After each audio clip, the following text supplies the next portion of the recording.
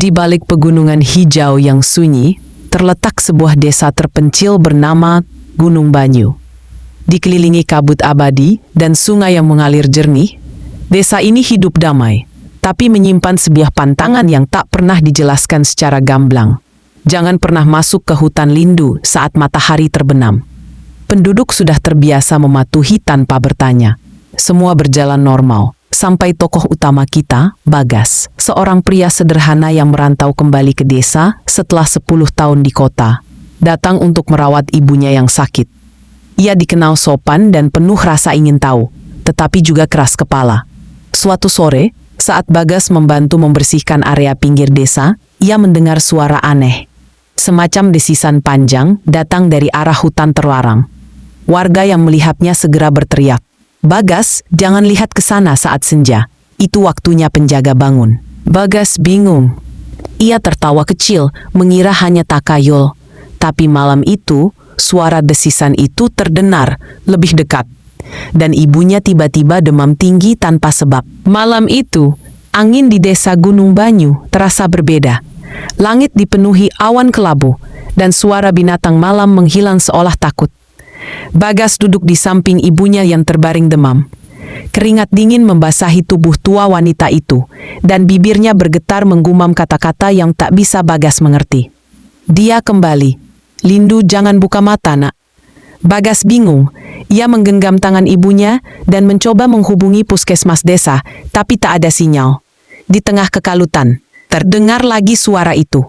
Desisan panjang. Kali ini lebih jelas, seperti berasal dari belakang rumah.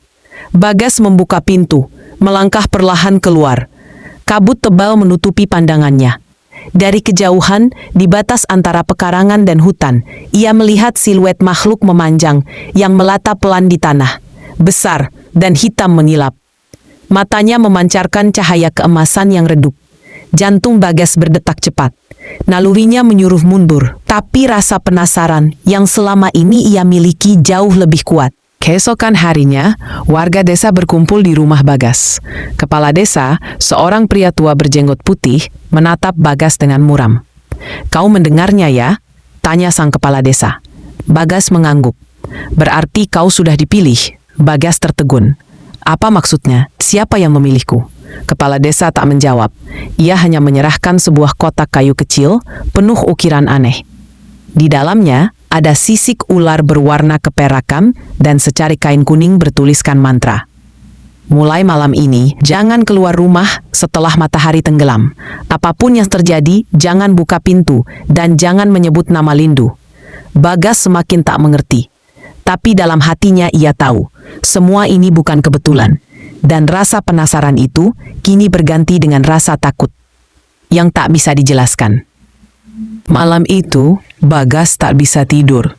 Kotak kayu pemberian kepala desa ia letakkan di atas meja, namun sorot mata sisik ular di dalamnya seolah menatap balik, hidup.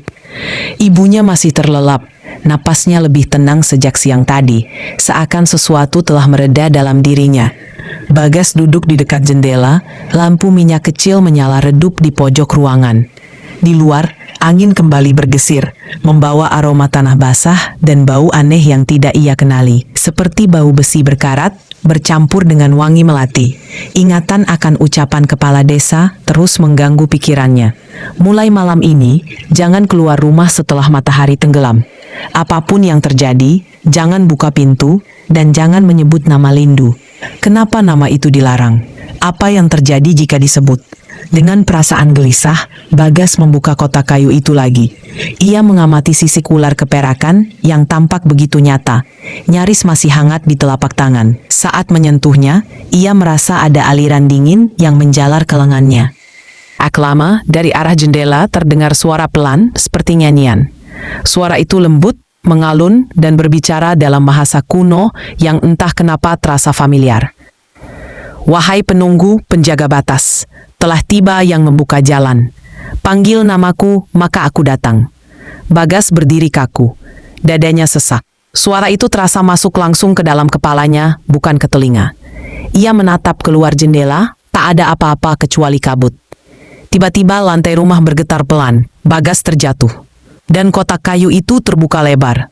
Sisik keperakan meluncur ke tanah dan seolah bergerak sendiri menuju pintu.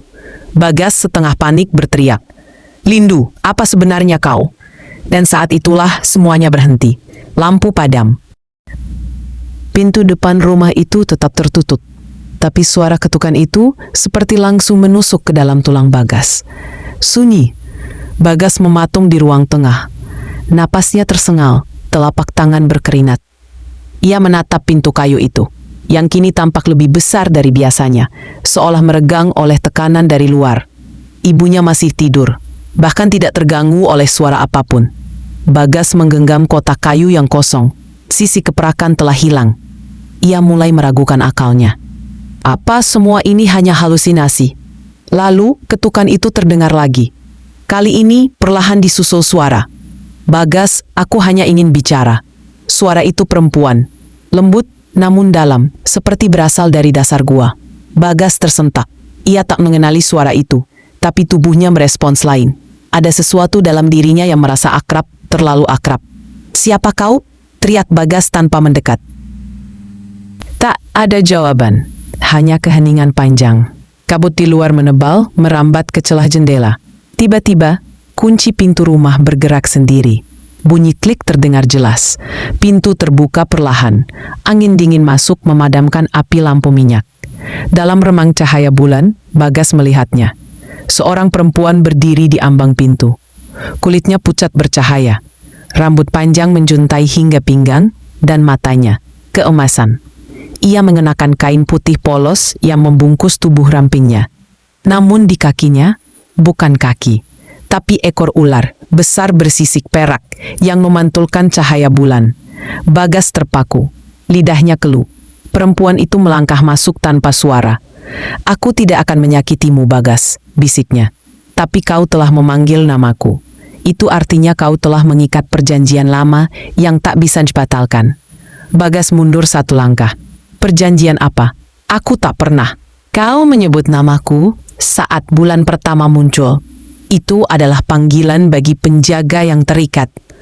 Ia menunduk, menyentuh lantai tempat sisik itu berkilau samar. "Dan kau adalah yang kutunggu." Bagas menatap perempuan itu, makhluk setengah manusia, setengah ular dengan tubuh gemetar. Tapi di balik rasa takutnya, ada sesuatu yang tak bisa ia jelaskan. Perasaan tenang, bahkan hangat.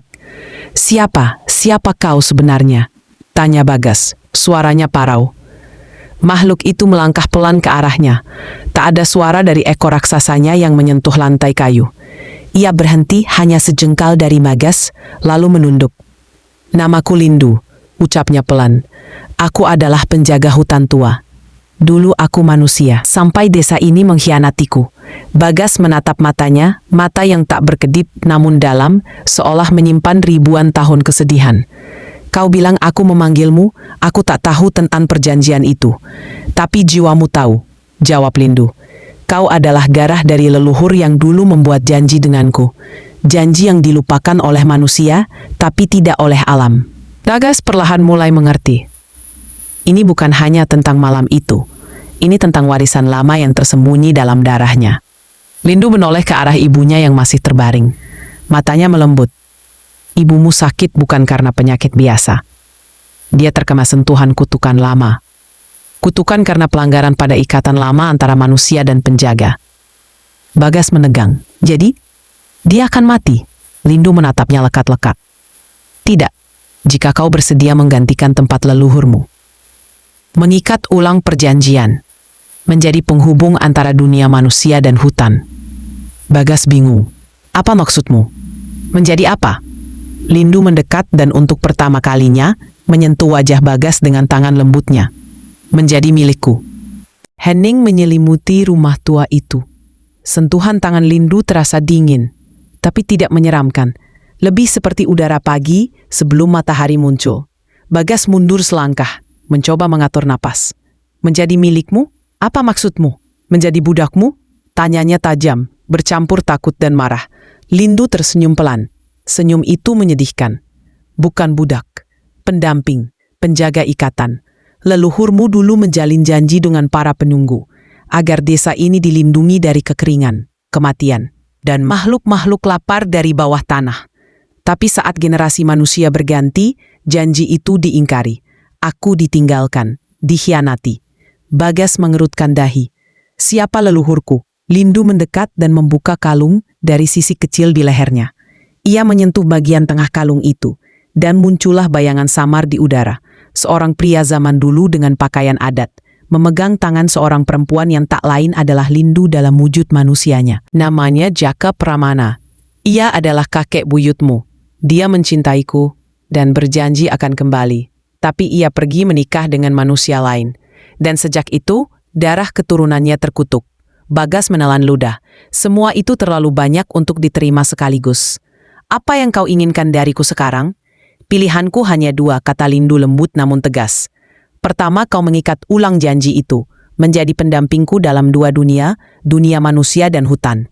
Jika kau bersedia, ibumu akan sembuh. Dan kutukan berakhir. Dan jika aku menolak, Lindu menatap lurus ke matanya. Tidak ada kemarahan, hanya kesedihan yang dalam. Maka ibumu akan menjadi bagian dari hutan. Aku tidak akan membunuhnya, tapi ia tidak akan lagi menjadi manusia. Bagas terdiam lama. Di luar, angin meniup keras, membawa suara gemuruh dari hutan. Seolah bumi pun menunggu jawabannya. Aku butuh waktu, bisik Bagas akhirnya. Lindu mengangguk. Sebelum bulan purnama penuh. Setelah itu ikatan tak bisa diperbarui. Ia perlahan berjalan mundur ke pintu dan tubuhnya kembali menyatu dengan kabut malam. Pikirkan baik-baik Bagas, karena jawabanmu akan mengubah segalanya. Bukan hanya untukmu, tapi untuk seluruh desa ini. Dan ia menghilang, meninggalkan udara yang lebih dingin dan pikiran Bagas yang penuh pertanyaan. Keesokan harinya, Bagas bangun dengan kepala berat. Ingatan tentang Lindu dan janji leluhurnya masih segar. Namun tampak tak masuk akal. Tapi kenyataan lebih aneh dari mimpi. Saat ia melihat ke kamar ibunya, jantungnya seketika berdegup kencang. Sang ibu sudah duduk di ranjang tersenyum tipis. Bagas, tadi malam aku bermimpi. Ada perempuan berkepala ular yang menyentuh keningku. Ia bilang aku akan baik-baik saja. Bagas menatapnya tanpa berkata apa-apa. Lindu, benar-benar nyata. Hari itu, Bagas berjalan ke arah hutan. Ia tidak tahu apa yang hendak dicari. Jawaban, mungkin. Atau pengakuan dari alam itu sendiri.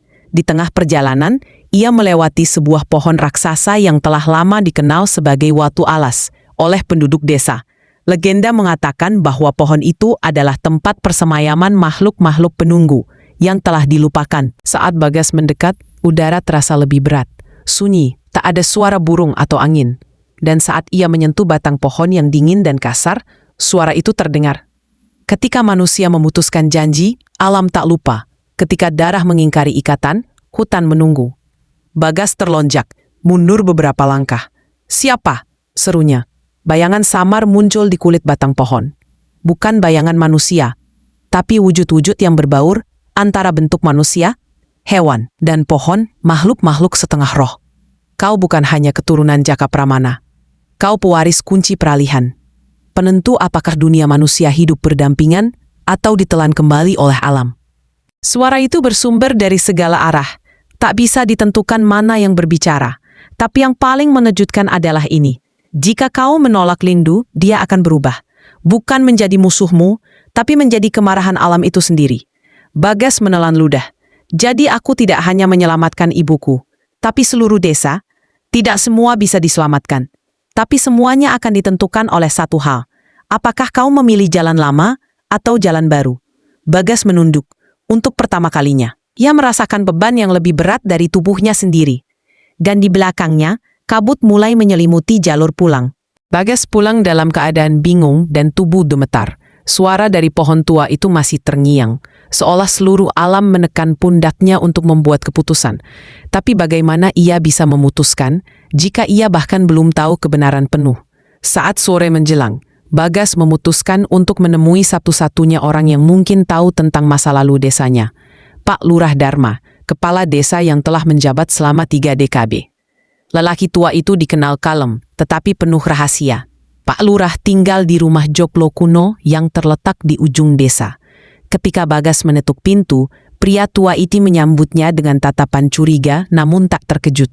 Akhirnya kau datang juga, ucapnya pelan. Masuklah, Bagas.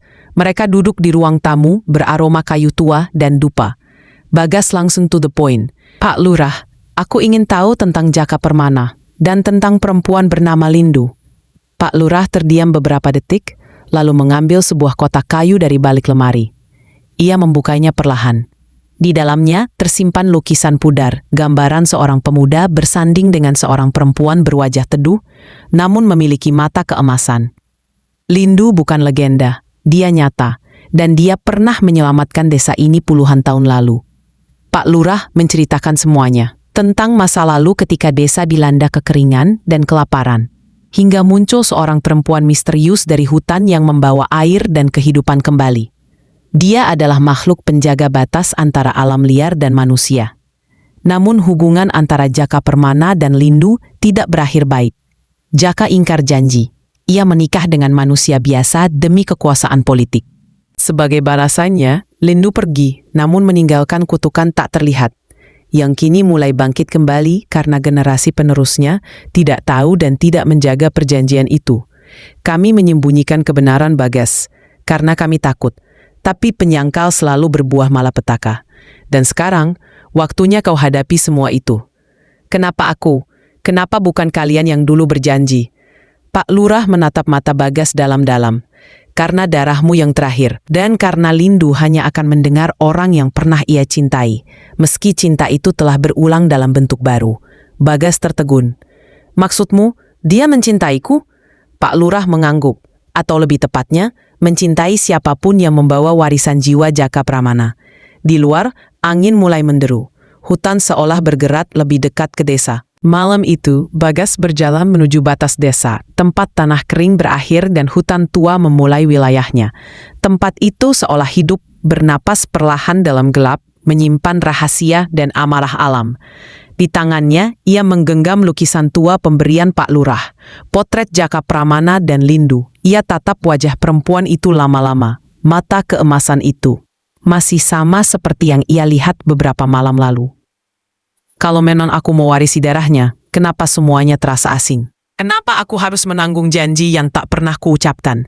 Kabut tipis mulai bergulung dari dalam hutan, dan dari balik pepohonan gelap, Lindu muncul. Anggun, diam, dan seolah telah menunggunya. Kau datang, ucapnya. Aku tidak tahu harus memilih apa, jawab Bagas jujur. Aku tak ingin ibuku mati, tapi aku juga tak tahu apakah aku bisa jadi seperti yang kau harapkan. Lindu melangkah pelan mendekat. Janji bukan tentang suka atau tidak suka. Janji adalah tentang keseimbangan. Leluhurmu merusaknya, tapi kau bisa memperbaikinya. Dengan menjadi milikmu, Lindu tersenyum tipis. Bukan milikku, tapi milik dua dunia, dunia manusia dan dunia penjaga. Aku hanya pintu, kau yang akan menentukan bagaimana hubungan itu dibangun kembali. Bagas menunduk, suara-suara dari pepohonan seolah memanggil namanya. Tanah bergetar pelan, udara menghangat meski malam semakin larut. Dan kalau aku tidak mau? Tanya Bagas sekali lagi. Lindu menatapnya dengan mata yang penuh, bukan ancaman, tapi rasa kehilangan. Kalau kau menolak, maka dunia ini akan mengambil kembali haknya. Desa ini akan hilang, perlahan tanpa suara, ditelan akar dan diam. Dan aku akan kembali menjadi bukan siapa-siapa. Hanya rasa sakit dalam kabut. Bagas memejamkan mata. Semua terasa terlalu besar untuk dirinya yang hanya seorang anak desa biasa. Tapi ketika ia membuka matanya lagi, ia sudah tahu apa langkah berikutnya. Ia harus tahu lebih banyak tentang perjanjian itu, tentang ritual penyatu, tentang batas dunia. Beritahu aku bagaimana cara mengembalikan perjanjian itu. Lindu mengangguk. Untuk pertama kalinya ia terlihat lega. Kau harus masuk lebih dalam ke tempat di mana dunia manusia tak berlaku lagi. Di sanalah kunci pengikat disembunyikan. Tapi kau harus pergi sendirian. Tak ada cahaya, tak ada pelindung. Hanya dirimu dan darahmu. Dan dengan itu, Lindu membuka jalur di antara pepohonan yang tak ada sebelumnya. Pintu gelap menuju hutan terdalam, tempat waktu dan dunia tak lagi punya arti. Bagas berdiri di ambang jalan yang terbuka sendiri di antara pepohonan. Jalur itu gelap, seolah menelan cahaya bulan. Di balik sana, suara hutan berubah. Bukan lagi suara serangga malam atau hembusan angin, tapi bisikan, suara-suara samar dari mereka yang pernah memasuki hutan terdalam dan tak kembali. Lindu berhenti di tepi gerbang kabut, tidak ikut melangkah. Aku tak bisa masuk lebih jauh. Di dalam sana yang berlaku hanya darahmu, bukan wujudku. Bagas mengangguk. Menggenggam liontin peninggalan ibunya, benda terakhir yang mengingatkannya pada kehidupan normal. Dengan langkah berat ia masuk. Di dalam, dunia berubah. Hutan itu tak seperti hutan biasa. Tanahnya menyala samar, pohon-pohonnya bernafas dan waktu tidak terasa berjalan. Langkah kaki Bagas tak menimbulkan suara. Namun dari segala arah, mata-mata tak terlihat mengawasinya. Ia melangkah hingga tiba di sebuah altar batu berlumut di tengah cekungan tanah seperti amfiteater alami. Di atas altar tergantung sebuah benda hitam berbentuk segitiga terbuat dari sisip batu yang berkilau gelap, kunci pengikat. Begitu Bagas mendekat, sosok bayangan raksasa muncul dari balik pepohonan. Darah manusia, pewaris yang persesat. Untuk apa kau datang ke tempat ini? Sosok itu tinggi, tanpa wajah, tubuhnya seperti disusun dari ranting tanah dan tulang belulang binatang. Itu adalah penjaga gerbang, entitas kuno yang menguji siapapun yang mencoba menyentuh keseimbangan alam. Aku datang untuk memperbarui perjanjian, bukan karena aku tahu cara terbaik, tapi karena aku satu-satunya yang bisa. Penjaga itu mendekat, gemuruh langkahnya menggetarkan tanah. Janji lama dibayar dengan darah, janji baru butuh pengorbanan. Pengorbanan apa? Penjaga itu mengangkat tangannya yang seperti akar membatu. Di hadapan Bagas muncul 3 bayangan. 1, ibunya tidur tenang di ranjang. 2, desa tempat ia dibesarkan dengan orang-orang yang ia kenal. 3, Lindu berdiri sendirian di antara kabut. Salah satu dari mereka akan kehilanganmu. Itulah syaratnya. Bagas tercengang. Suara penjaga menyambung, tak ada keseimbangan tanpa kehilangan. Pilih dunia lamamu, darah keluargamu, atau makhluk yang menunggumu. 3 pilihan, 3 harga, 1 kesempatan. Dan detik demi detik altar batu mulai retak perlahan, memberi tanda waktu tak bisa ditunda. Bagas menggenggam dadanya. Apapun yang ia pilih, tak ada jalan kembali. Bagas berdiri kaku di hadapan 3 bayangan itu. Ibunya, desa tempat ia dibesarkan, dan Lindu, makhluk yang asing tapi entah kenapa terasa dekat di hati. Penjaga gerbang berdiri tanpa bicara, tapi kehadirannya mendesak waktu. Retakan di altar menyebar lebih cepat. Bagas tahu, jika ia tak memilih, semuanya akan hancur, dan tidak ada yang diselamatkan. Mengapa harus ada kehilangan? Teriak Bagas, nyaris putus asa. Mengapa cinta, rumah dan hidup tak bisa berdampingan? Penjaga menjawab datar. Karena itulah harga kuasa. Alam bukan tanah tanpa batas. Ia menyeimbangkan dengan kehilangan sebagaimana manusia menyeimbangkan dengan harapan. Bagas menutup matanya. Dalam gelap pikirannya, ia kembali ke masa kecil. Ia melihat ibunya menggenggam tangannya dengan lembut saat ayahnya meninggal. Ia melihat wajah teman-temannya di desa saat mereka bersama menanam pohon waktu upacara bersih desa. Dan ia melihat Lindu, wajahnya dalam kabut, tidak tersenyum, hanya menatap dalam diam, seolah sudah tahu akan terluka. Aku tidak tahu siapa yang paling layak dikorbankan, gumam Bagas. Tapi jika kehilangan harus ada, maka biarlah aku yang hilang. Penjaga diam sejenak. Angin berhenti berembus. Kau ingin mengambil semua luka untuk dirimu? Ya, jangan cabut nyawa ibuku. Jangan hapus desa ini. Dan jangan biarkan Lindu terus menunggu dalam kesepian. Untuk pertama kalinya, penjaga gerbang mengguncangkan tanah dengan suaranya yang berat, namun lambat berubah. Pilihan seperti itu tak tertulis dalam naskah janji lama. Maka buatlah janji baru, jawab Bagas. Biarlah aku hidup di antara dunia. Tidak di desa, tidak di hutan. Tapi di tempat di mana tidak ada yang mengingatku. Tapi semuanya tetap selamat. Dengan itu altar batu bersinar terang. 3 bayangan itu mulai menghilang satu demi satu. Bukan karena mati, tapi karena kembali ke tempat semula. Tak disentuh oleh kutukan atau kehancuran. Lindu membuka matanya dari kejauhan, menatap ke arah Bagas dengan ekspresi getir. Ia tahu, Bagas memilih pergi dari semuanya, termasuk darinya. Penjaga gerbang mengangguk pelan, lalu berkata, janji diperbarui, harga dibayar, dan pengingat akan tetap hidup meski tak bernama. Dengan cahaya menyilaukan, tubuh Bagas perlahan menghilang dari dunia nyata. Ia tak mati, tapi tidak lagi berada di antara manusia. Bagas tidak mati, tapi ia tak lagi ada dalam dunia yang ia kenal. Ia kini berada di tempat yang tak memiliki peta, tak punya waktu dan tak ada nama. Sebuah ruang antara dunia, seperti lorong panjang yang sunyi, namun hidup. Langitnya redup keunguan, tanahnya seperti kaca yang memantulkan bintang-bintang, padahal tak ada malam di atas. Angin tidak bergerak, tapi bisikan-bisikan masa lalu terus terdengar, mengalir seperti sungai tak kasat mata. Di sana, Bagas berjalan sendirian. Tidak ada rasa lapar, tidak ada rasa lelah, hanya sunyi. Dan dari kejauhan, ia melihat pantulan-pantulan hidup manusia. Ibunya kini tersenyum, sehat dan hidup normal. Desa tempat ia tinggal melanjutkan hari-hari tanpa sadar pernah terancam musnah. Dan Lindu berdiri di tepi hutan, menatap langit malam. Aku telah ditebus, kata suara dalam dirinya, entah dari siapa, tapi tidak sepenuhnya hilang. Bagas menyentuh dadanya. Di sana, liontin peninggalan ibunya masih tergantung. Tapi berbeda, kini bersinar perlahan, seolah menjadi satu-satunya yang membuatnya tetap ada. Ia mulai memahami sesuatu. Di dunia tanpa nama ini, ia adalah penjaga baru. Ia tak punya wujud di dunia manusia, tapi bisa melihat, menjaga, dan memilih kapan harus muncul. Jadi ini takdirku.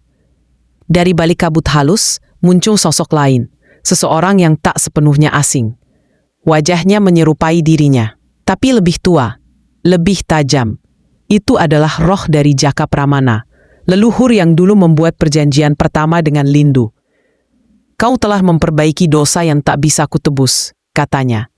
Tapi dunia tak bisa lepas dari keseimbangan. Kau akan menyaksikan dan menilai. Kau tak akan sendiri, tapi kau bukan lagi bagian dari siapapun. Dan Lindu? Tanya Bagas lirih. Ia akan mengingatmu, tapi tak bisa mencarimu. Begitu pula dengan semua yang kau lindungi. Bagas menatap langit tak bernama itu. Ada duka tapi juga kelegaan. Ia telah kehilangan semuanya, tapi juga menyelamatkan semuanya. Dunia tanpa nama ini bukan hukuman. Ini adalah tugas suci, dan ia menerima itu. Seiring waktu yang tak lagi dikenali berjalan, Bagas mulai memahami tugasnya sebagai penjaga di dunia tanpa nama. Ia bukan lagi manusia biasa, bukan pula makhluk gaib. Ia kini menjadi penjaga batas antara dua dunia, yang melihat tanpa dilihat, yang menjaga tanpa disyukuri, dan yang mencintai tanpa bisa menyentuh. Setiap malam ia berdiri di antara bayang-bayang kabut, mengawasi desanya dari kejauhan. Ia melihat para petani bekerja, anak-anak bermain di sawah, dan ibunya menyalakan pelita kecil di beranda rumah. Dan kadang-kadang ia melihat Lindu. Lindu sering berdiri di tepi hutan, tempat terakhir mereka bertemu. Ia tak memanggil, tak menunggu, tapi hanya berdiri, memandang langit yang sama yang dilihat Bagas dari dunia lain. Kau tahu aku masih di sini, bisik Bagas lirih, meski tahu Lindu tak bisa mendengarnya. Hingga suatu malam, saat bulan purnama menggantung bulat sempurna, Lindu mengeluarkan benda kecil dari kain selendangnya, liontin yang sama seperti milik Bagas. Ia membukanya. Di dalam, potret kecil Bagas tersimpan. Ia menyentuhnya pelan, lalu berbisik, "Kau mungkin sudah tak bisa kembali, tapi hatiku tetap milikmu." Bagas menutup matanya. Air mata tak bisa keluar di dunia ini, tapi rasa sesaknya tetap nyata. Ia sadar, meski terpisah dunia, ikatan itu masih ada. "Aku akan terus menjaga," ujarnya. "Bukan hanya kau, tapi semua yang kita cintai." Dan malam itu, untuk pertama kalinya sejak ia masuk dunia tak bernama, Bagas tersenyum. Sebab ia tahu, meski ia adalah bayangan, ia tetap punya cahaya. Cahaya yang datang dari orang-orang yang masih mengingatnya dalam diam. Di langit, cahaya bintang menyala lebih terang. Dan di batas antara kabut dan kenyataan, bayangan Bagas mulai membentuk wujud samar, sebuah penanda bahwa ia belum hilang sepenuhnya. Ia kini menjadi legenda, penjaga, yang menikahi ular bukan karena cinta semata, tapi karena kesetiaan terhadap dunia yang hampir punah.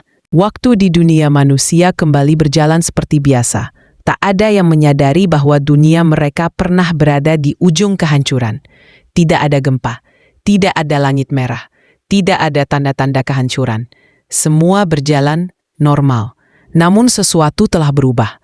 Di desa tempat Bagas dulu tinggal, orang-orang mulai merasa keanehan yang tak bisa dijelaskan. Anak-anak sering bermimpi tentang sosok lelaki muda yang tersenyum, lalu menghilang jadi kabut. Para tetua tiba-tiba mendapat bisikan saat berada di kebun, seperti suara yang memperingatkan agar tidak menebang pohon tertentu. Bahkan ibunya, yang kini menjalani hari dengan tenang, kadang mendengar suara yang sangat ia kenal, memanggil namanya dengan lembut saat ia tertidur. Bagas. Namun setiap kali ia bangun, suara itu menghilang tersapu angin. Tapi ia tak merasa takut.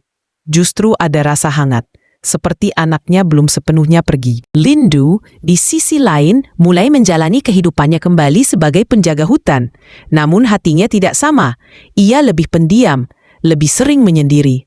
Tapi sesekali, saat malam sangat sunyi, ia bicara dengan bintang-bintang. "Kau masih di sana, bukan?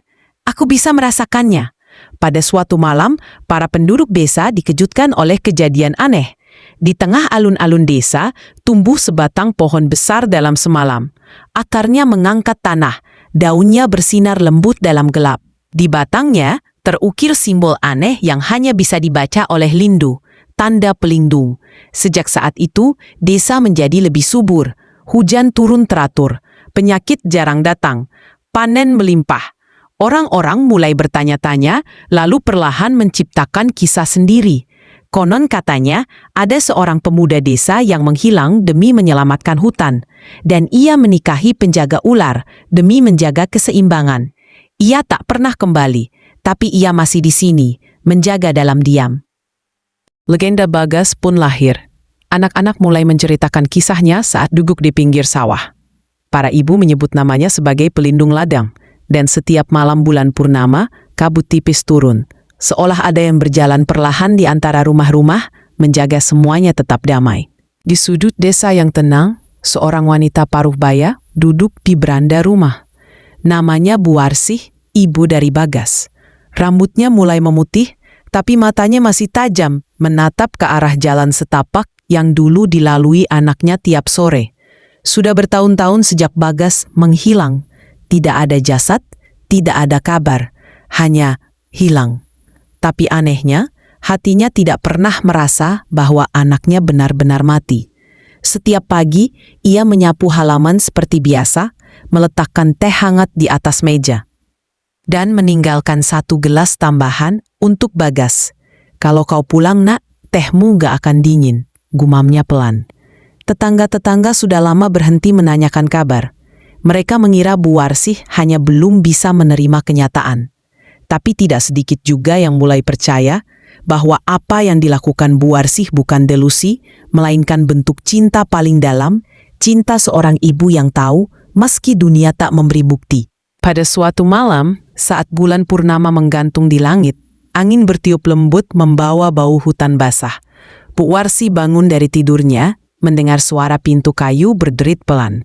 Ia berjalan ke ruang tamu, kosong.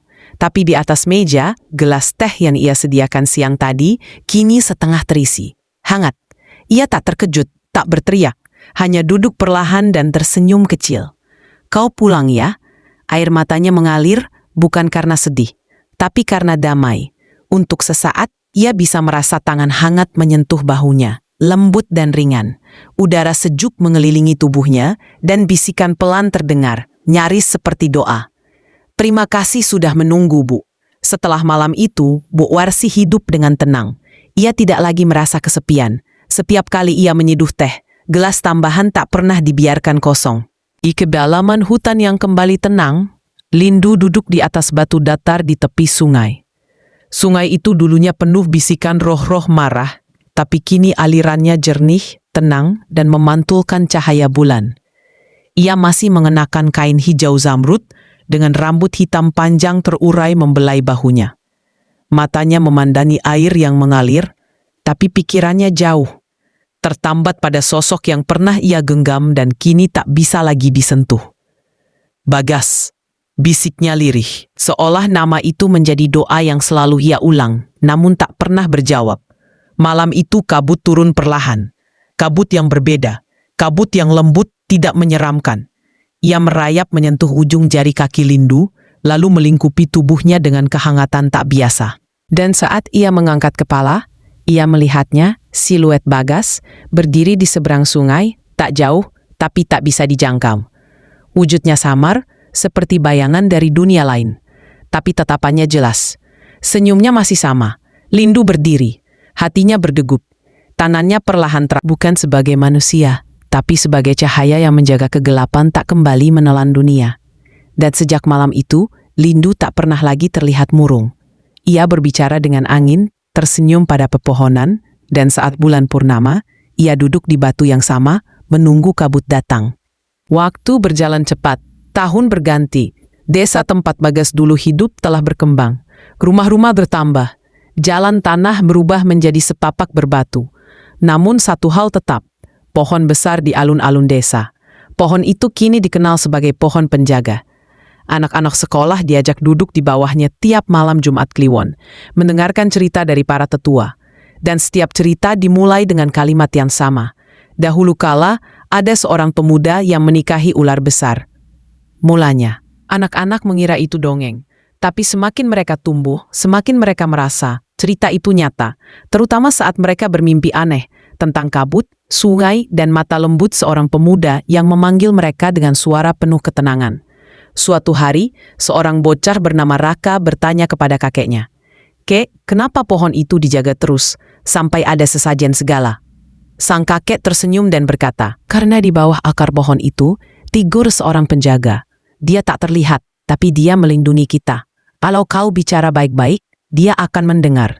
Raka tak percaya sepenuhnya, tapi malam itu ia mencoba. Di depan pohon, ia berbisik, "Kalau kau memang ada, aku cuma mau bilang, terima kasih sudah jaga kami." Angin berembus lembut, daun pohon berguguran perlahan, dan Raka merasa sesuatu menyentuh pundaknya. Hangat, tenang. Di tempat lain, Lindu berdiri di pinggir hutan. Ia melihat desa dari kejauhan, matanya menatap penuh rasa. Ia tahu, warisan Bagas telah hidup, bukan dalam bentuk monumen, tapi dalam bentuk ingatan, cerita, dan rasa hormat terhadap alam. "Legenda telah tumbuh," ucapnya, "dan cinta kami akan terus hidup dalam cerita yang kalian bisikkan sebelum tidur." Di balik kisah yang diceritakan turun-temurun, ada kenyataan yang mulai dirasakan oleh para tetua desa. Mereka menyadari bahwa Bagas bukan sekadar sosok dalam cerita rakyat. Ia telah menjadi bagian dari alam itu sendiri. Para tetua berkumpul di rumah panjang, membicarakan perubahan aneh yang mereka rasakan selama beberapa tahun terakhir. Hutan yang dulu gersang, kini hijau kembali. Sungai yang pernah kering kembali mengalir jernih. Hewan-hewan liar yang hampir punah kembali bermunculan. "Ini bukan kebetulan," kata Pak Slamet, tetua tertua desa. "Ini tanda bahwa roh penjaga itu menyatu dengan alam." Sejak malam itu, desa mulai mengadakan ritual sederhana untuk menghormati penjaga ular dan sang wanita penjaga hutan. Mereka menanam pohon-pohon baru di sekitar desa, menjaga sungai tetap bersih, dan mengajari anak-anak agar mencintai dan menghormati alam. "Bagas dan Lindu bukan hanya legenda," kata Pak Slamet kepada anak-anak desa. "Mereka adalah leluhur kita yang mengajarkan kita untuk hidup berdampingan dengan alam." Lindu, yang masih menjaga hutan, sering terlihat berkeliling desa membawa bunga dan daun-daun segar. Ia tidak lagi menyendiri, tapi menjadi bagian dari komunitas, sosok yang dihormati dan dicintai. Pada suatu sore, saat matahari mulai tenggelam, Lindu berdiri di tepi hutan, menatap ke arah desa. Ia tersenyum. Tahu bahwa warisan cinta dan pengorbanan mereka telah membuahkan hasil. "Kita telah berhasil," katanya pelan. "Dunia ini bisa bertahan selama ada yang mau menjaga." Malam semakin larut di desa yang damai. Cahaya bulan menyelimuti setiap sudut, memberikan nuansa magis yang sulit diungkapkan dengan kata-kata. Namun, di balik ketenangan itu, ada sesuatu yang selalu hadir tanpa terlihat, bayangan Bagas. Bayangan itu bukanlah sosok menakutkan, melainkan pelindung yang senantiasa menjaga keseimbangan alam dan kehidupan manusia. Ia melayang-layang di antara pepohonan, melewati sungai dan ladang, memastikan semuanya tetap seimbang. Beberapa penduduk desa yang sensitif kadang bisa merasakan kehadirannya, sebuah kehangatan yang memberi rasa aman di tengah kegelapan. Anak-anak kecil yang tengah tertidur sering bermimpi tentang sosok pria dengan mata penuh kasih yang mengajak mereka bermain di bawah cahaya bintang. Lindu yang kini semakin diterima sebagai penjaga hutan juga merasakan bayangan itu. Dalam diamnya, ia tahu bahwa meski Bagas telah berubah menjadi sesuatu yang tak terlihat, cintanya tak pernah pudar. Mereka masih terhubung, melampaui waktu dan ruang. Suatu malam, di bawah langit penuh bintang, Lindu berdiri di pinggir hutan sambil memandang jauh ke arah desa. Ia berbicara pelan, seolah memanggil bayangan itu. "Aku masih di sini, Bagas, bersamamu selalu." Dan kabut tipis yang datang membawa sentuhan lembut, seolah membalas sapaan itu. Cinta mereka menjadi abadi, tak lekang oleh zaman. Waktu terus berjalan dan legenda Bagas serta Lindu menjadi bagian dari kehidupan desa. Cerita mereka diceritakan dari generasi ke generasi, bukan hanya sebagai dongeng, tetapi sebagai pengingat akan arti cinta, pengorbanan dan harmoni dengan alam. Desa itu kini dikenal sebagai desa yang hidup berdampingan dengan alam, di mana manusia dan hutan saling menjaga dan menghormati. Setiap tahun, saat bulan purnama, warga desa mengadakan upacara sederhana di bawah pohon penjaga. Mereka menyalakan lilin, meletakkan bunga, dan mengingat kisah Bagas dan Lindu. Lindu, yang telah menjadi sosok mistis namun dekat dengan manusia, muncul dalam wujud samar di antara pepohonan. Ia tersenyum pada anak-anak yang bermain di sekitarnya, mengajari mereka untuk selalu menjaga hutan dan cinta yang telah diwariskan. "Warisan kami adalah hidup," bisik Lindu pada angin. "Cinta yang tak pernah mati, yang mengalir dalam setiap daun, sungai dan jiwa manusia di sini." Sementara itu, di tengah hutan, bayangan Bagas menjaga dengan lembut, siap memuatkan siapa saja yang ingin menjaga keseimbangan dunia. Dan desa itu terus hidup, berkembang, dan tumbuh bersama cinta yang abadi.